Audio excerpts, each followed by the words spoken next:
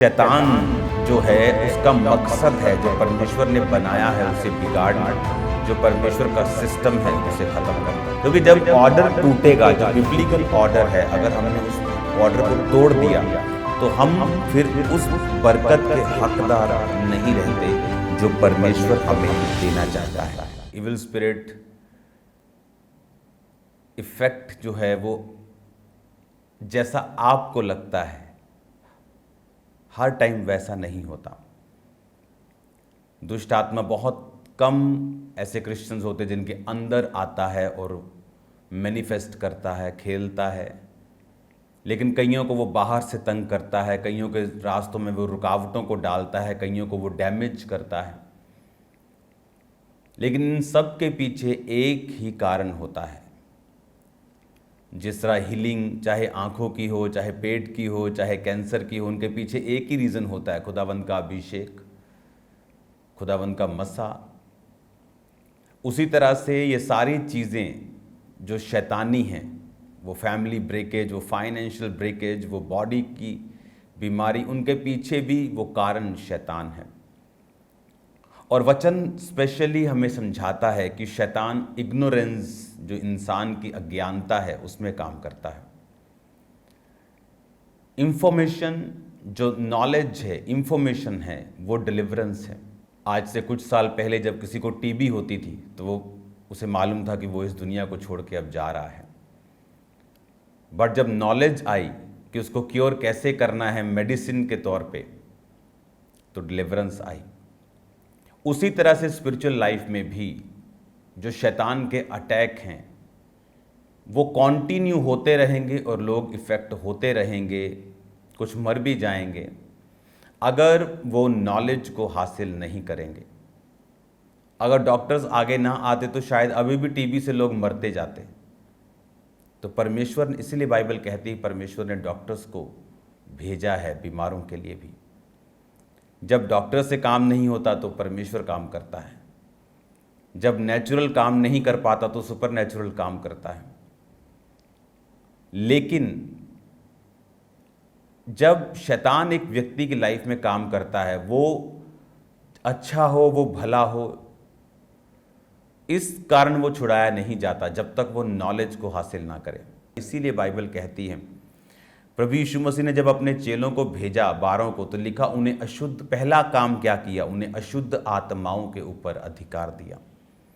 परमेश्वर जानते थे कि जब तक इन्हें मैं अशुद्ध आत्माओं के ऊपर अधिकार नहीं दूंगा, ये क्या कर लेंगे, कुछ नहीं कर पाएंगे।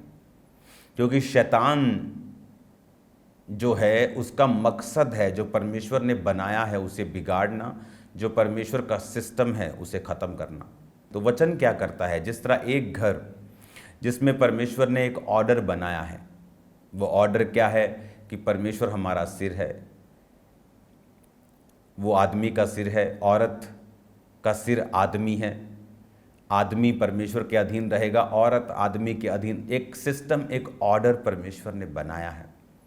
आप नोटिस करेंगे जिन घरों में ये ऑर्डर नहीं होता, जिन घरों में इंसानों की, मर्दों की, बंदों की, जेंट्स की बेइज्जती की जाती है और औरतें अपना अधिकार जमा के रखती हैं, वो घर दुष्ट आत्माओं से कभी फ्री नहीं होते। वो घर कभी ऑर्डर में, ब्लेसिंग में नहीं आते कंप्लीटली। रीज़न, क्योंकि बिब्लिकल ऑर्डर परमेश्वर ने तोड़ा है। अगर परमेश्वर ने औरत को सिर बोला होता, बंदे को उसके अधीन किया होता, तो फिर वैसा चलता। ये तो परमेश्वर ने किया, इसमें औरत और मर्द का कोई लेना देना नहीं। लेकिन ये परमेश्वर का एक बनाया हुआ ऑर्डर है जिसे हमें फॉलो करना है। जब हम बाइबल टीचिंग को सुनते हैं, जब हम परमेश्वर के सब ऑर्डर्स को लेते हैं, किस तरह से हमें चलना है परिवार में, किस तरह से हमें चलना है अपने फाइनेंस में, किस तरह से हमें चलना है स्पिरिचुअल लाइफ में, हम एक्चुअल में उसके ऑर्डर को फॉलो कर रहे होते हैं। और जब हम ऑर्डर फॉलो करने लगते हैं, ऑटोमेटिकली जो डिलीवरेंस है हमारी लाइफ में एंटर करना शुरू करती है। इसीलिए पौलुस ने कहा था कि सप्ताह के पहले दिन परमेश्वर की कलीसियाओं के अनुसार इकट्ठा होना ना छोड़ो। ये क्या है? ये ऑर्डर है। कि ऑर्डर है कि एक विश्वासी चल के चर्च में जाएगा, सिर्फ ऑनलाइन नहीं देखेगा। ऑनलाइन और लोगों के लिए है जो मजबूरियों के मारे हैं, जो क्रिश्चियन नहीं हैं, जो जब फर्स्ट टाइम देख रहे हैं, जो पहाड़ों पे बैठे हैं, जो ग्लेशियर पर बैठे हैं, जो फौजी हैं, उन लोगों के लिए है। जब हम ऑर्डर फॉलो करने लगते हैं, ऑटोमेटिकली जो डिलीवरेंस है, हमारी लाइफ, बॉडी, बच्चों में काम करना शुरू करती है। आज क्रिश्चियन लोग क्यों बॉन्डेजेस के नीचे, बंधनों के नीचे हैं? क्योंकि उन्होंने परमेश्वर के ऑर्डर को तोड़ा है।